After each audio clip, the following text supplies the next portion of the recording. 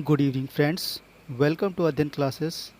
आज हम पढ़ेंगे कंप्यूटर अवेयरनेस के 20 मोस्ट इंपॉर्टेंट क्वेश्चंस जो आने वाले अपकमिंग एग्ज़ाम्स में बहुत ज़्यादा इंपॉर्टेंस रखते हैं और जिनको एग्ज़ाम्स में हम लोग पढ़ के हम लोग अच्छे नंबर स्कोर कर सकते हैं कंप्यूटर अवेयरनेस में। तो ये बहुत ही इंपॉर्टेंट सेक्शन है दोस्तों। हमें इसको बहुत ही ध्यान से पढ़ना होगा और समझना होगा ताकि हम लोग जो भी क्वेश्चन हम लोग एक बार पढ़ें उसको याद हो जाए। तो हमें इसको बहुत ही ध्यान से पढ़ के इसको अच्छे से समझ लेना होगा। तो चलते हैं पहले प्रश्न प्रश्न की ओर। पहला क्वेश्चन है W W W stands for. W W W दोस्तों किसके लिए यूज़ होता है? तो ऑप्शंस देख लेते हैं हम लोग। Option number 1 world world hold web, तो ये नहीं होगा दोस्तों। वर्ल्ड वाइड वेब ये होगा। ऑप्शन नंबर डी हमारा करेक्ट हो जाएगा। वाइड वर्ल्ड वेब भी नहीं होगा दोस्तों। ऑप्शन नंबर सी देख लेते हैं, वेब वर्ल्ड वाइड, ये भी नहीं होगा। तो जो हमारा करेक्ट जो आंसर होगा इसका ट्रिपल डब्ल्यू का, वो होगा वर्ल्ड वाइड वेब। तो ऑप्शन नंबर डी हमारा करेक्ट हो जाएगा। चलते हैं नेक्स्ट क्वेश्चन की तरफ। Which of the following are components of central processing unit. तो दोस्तों इसमें पूछा गया है कि निम्नलिखित में से कौन सी सेंट्रल प्रोसेसिंग यूनिट यानी कि सीपीयू के घटक हैं, यानी कि उसके कंपोनेंट्स हैं। ऑप्शंस देख लेते हैं। Option number 1 arithmetic logical unit mouse, ये नहीं होगा। अर्थमेटिक लॉजिकल यूनिट और इंटीग्रेटेड सर्किट, ये भी नहीं होगा। कंट्रोल यूनिट और मॉनिटर, ये भी नहीं होगा। तो दोस्तों ऑप्शन जो हमारा बी है arithmetic logical unit and control unit, ये हमारा करेक्ट आंसर हो जाएगा। दोस्तों जो हमारी जो सीपीयू होती है यानी सेंट्रल प्रोसेसिंग यूनिट, उसके जो मेन कंपोनेंट्स होते हैं वो होते हैं अरिथमेटिक लॉजिकल यूनिट, इसका मतलब कि एएलयू और कंट्रोल यूनिट, ये इसके मेन कंपोनेंट्स होते हैं सीपीयू के। तो ऑप्शन नंबर बी हमारा करेक्ट हो जाएगा। चलते हैं नेक्स्ट क्वेश्चन की तरफ।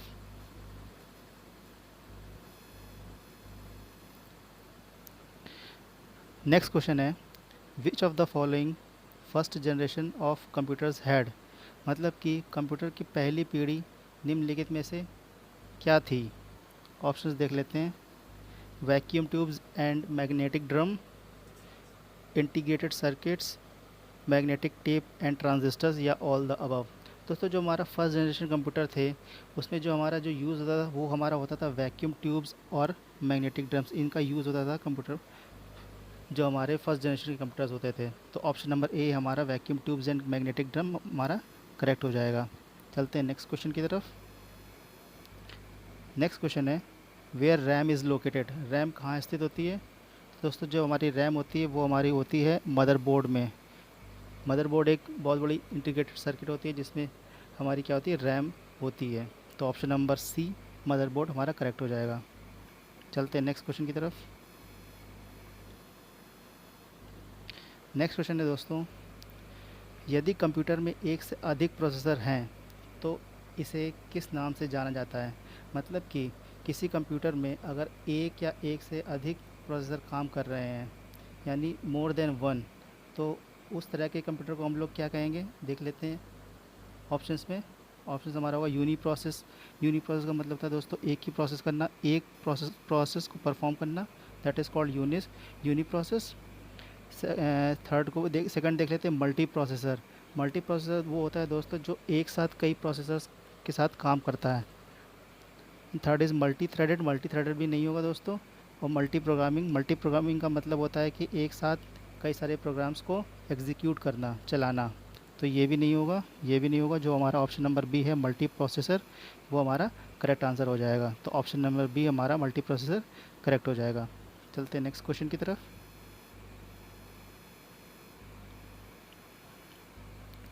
नेक्स्ट क्वेश्चन है दोस्तों हमारा, if a computer provides database services to other then it will be known as. मतलब कि यदि एक कंप्यूटर दूसरे को डेटाबेस सेवाएं प्रदान करता है तो इसे किस नाम से जाना जाता है, ऐसे मतलब उसको क्या बोलते हैं। तो जैसे एक कोई कंप्यूटर दूसरे कंप्यूटर को डेटाबेस सर्विसेज प्रोवाइड करता है तो दोस्तों उसको बोलते हैं डेटाबेस सर्वर। तो ऑप्शन नंबर सी हमारा डेटाबेस सर्वर करेक्ट हो जाएगा। अब चलते हैं नेक्स्ट क्वेश्चन की तरफ। दोस्तों जो भी हम लोग यहाँ पे क्वेश्चन डिस्कस करते हैं वो बहुत ही इंपॉर्टेंट क्वेश्चन है, और जो पहले वाले एग्ज़ाम्स में काफ़ी सारे क्वेश्चंस आ चुके हैं। बहुत ही इंपॉर्टेंट पॉइंट ऑफ व्यू से मैं बता रहा हूँ, एग्ज़ाम पॉइंट ऑफ व्यू से, कि ये सब क्वेश्चन जो मैं सर्च करके लाता हूँ, ढूंढता हूँ, आप लोग के लिए मेहनत करते हैं, वो इसलिए है कि ताकि आप लोग अच्छे से अच्छे मार्क्स स्कोर कर सकें और एग्ज़ाम्स में सफल हो सकें। तो इसको ध्यान से पढ़ते रहिए, और अगर आपने हमारे वीडियो को लाइक करना है तो लाइक कर दीजिए अगर आपको अच्छा लगे तो, और आपने अगर चैनल को सब्सक्राइब नहीं किया तो प्लीज़ उसको सब्सक्राइब कर दीजिए। ओके, चलते हैं नेक्स्ट क्वेश्चन की तरफ। नेक्स्ट क्वेश्चन है दोस्तों हमारा, फुल फॉर्म ऑफ यूआरएल। दोस्तों यूआरएल का फुल फॉर्म क्या होता है, देख लेते हैं ऑप्शंस में। Option number D, unified resource link, ये नहीं होता है। यूनिफॉर्म रजिस्टर्ड लिंक, ये भी नहीं होता है दोस्तों। यूनिफॉर्म रिसोर्स लिंक, ये भी नहीं होता है। तो दोस्तों जो हमारा यूआरएल का फुल फॉर्म होता है वो होता है uniform resource locator. Uniform resource locator दोस्तों, हम लोग आप देखा होगा, जो हम लोग गूगल सर्च करते हैं www.google.com, तो ये जहाँ पे हम लोग सर्च करते हैं वो उसको यूआरएल बोलते हैं। इसका फुल फॉर्म होता है यूनिफॉर्म रिसोर्स लोकेटर। तो ऑप्शन नंबर ए हमारा यूनिफॉर्म रिसोर्स लोकेटर करेक्ट हो जाएगा। चलते हैं नेक्स्ट क्वेश्चन की तरफ। नेक्स्ट क्वेश्चन है दोस्तों हमारा, in which of the following form data is stored in computer. निम्न में से किस फॉर्म में डेटा को कंप्यूटर में संग्रहित किया जाता है। तो दोस्तों जो हमारा जो कंप्यूटर होता है वो हमारा केवल एक ही लैंग्वेज को समझता है, उसको बोलते हैं बाइनरी लैंग्वेज, जिसके के अंदर हमारे दो ही चीज़ें आती हैं, ज़ीरो और वन।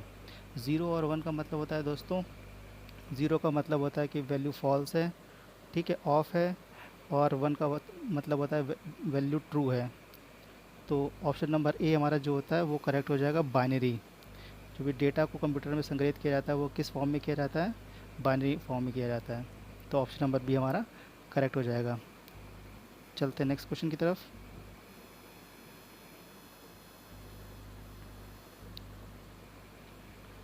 नेक्स्ट क्वेश्चन है हमारा, टेलीफोन नेटवर्क के तारों पर डेटा संचारित करके इंटरनेट प्रदान करने के लिए उपयोग की जाने वाली तकनीक कौन सी होती है।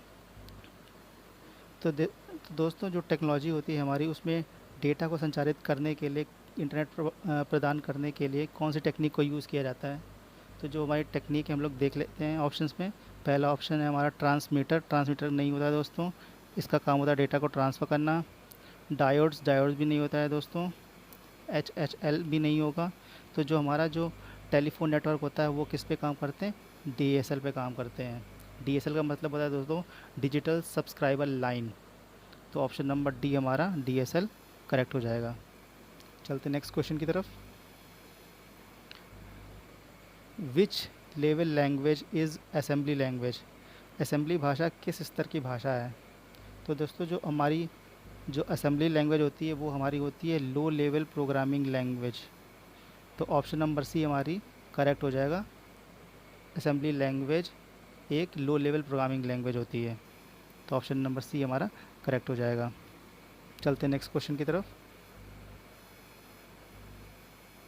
नेक्स्ट क्वेश्चन है हमारा, documents, movies, images and photographs etcetera are stored eight.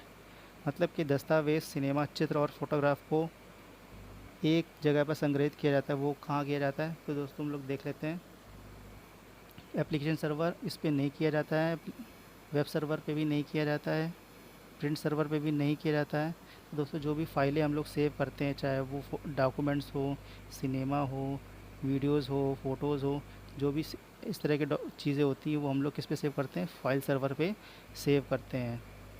ठीक है, तो ऑप्शन नंबर डी हमारा फाइल सर्वर करेक्ट हो जाएगा। चलते हैं नेक्स्ट क्वेश्चन की तरफ। नेक्स्ट क्वेश्चन है हमारा दोस्तों, विच of the following is used in RAM. RAM में निम्नलिखित में से किसका उपयोग किया जाता है। तो दोस्तों जो हमारी रैम होती है उसमें हमारा सेमी कंडक्टर का यूज़ किया जाता है। तो हमारा option number B semiconductor हमारा करेक्ट हो जाएगा। चलते हैं नेक्स्ट क्वेश्चन की तरफ। नेक्स्ट क्वेश्चन है हमारा दोस्तों, what is full form of GUI in terms of computer. Computer के टर्म्स में GUI का फुल फॉर्म क्या होता है दोस्तों, देख लेते हैं ऑप्शंस में। ग्राफिकल यूज़र इंस्ट्रूमेंट, ये नहीं होगा दोस्तों। ग्राफिकल यूनिफाइड इंटरफेस, ये भी नहीं होगा दोस्तों। ग्राफिकल यूनिफाइड इंस्ट्रूमेंट ये भी नहीं होगा। तो जो हमारा लास्ट ऑप्शन है ग्राफिकल यूज़र इंटरफेस, ये हमारा करेक्ट आंसर हो जाएगा। तो GUI का फुल फॉर्म होता है वो होता है ग्राफिकल यूज़र इंटरफेस। तो ऑप्शन नंबर डी हमारा करेक्ट हो जाएगा। चलते हैं नेक्स्ट क्वेश्चन की तरफ। Who was the founder of Bluetooth? Bluetooth का आविष्कार किसने किया था, यानी कि ब्लूटूथ के संस्थापक कौन थे? दोस्तों ब्लूटूथ के जो संस्थापक के जो फाउंडर थे वो हमारे थे एरिक्सन। एरिक्सन ने ही हमारा ब्लूटूथ का आविष्कार किया था, फाउंडर थे वो। तो ऑप्शन नंबर ए एरिक्सन हमारा करेक्ट हो जाएगा। चलते नेक्स्ट क्वेश्चन की तरफ। Who was the father of internet? Internet के जनक कौन थे? तो ऑप्शंस देख लेते हैं। Option number A Charles Babbage, नहीं दोस्तों, चार्ल्स बेबेज तो फादर ऑफ कंप्यूटिंग कहा जाता है, तो चार्ल्स बेबेज नहीं होंगे।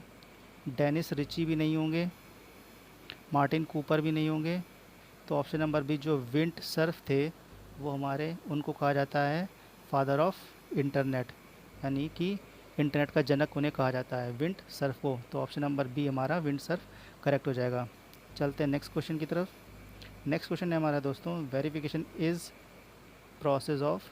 जो वेरिफिकेशन होता है यानी सत्यापन की प्रक्रिया क्या कहलाती है? जो सत्यापन की प्रक्रिया होती है वो दोस्तों कहलाती है हमारी ऑथेंटिकेशन। ऑथेंटिकेशन का मतलब होता है कि कोई भी यूज़र अगर कहीं पे भी अपना यूज़र नेम और पासवर्ड एंटर कर रहा है, यानी अपनी डिटेल्स एंटर कर रहा है, तो वो सही है या नहीं, इस प्रोसेस को हम लोग क्या करते हैं, ऑथेंटिकेशन। तो ऑथेंटिकेशन ऑप्शन नंबर डी हमारा करेक्ट हो जाएगा। चलते हैं नेक्स्ट क्वेश्चन की तरफ।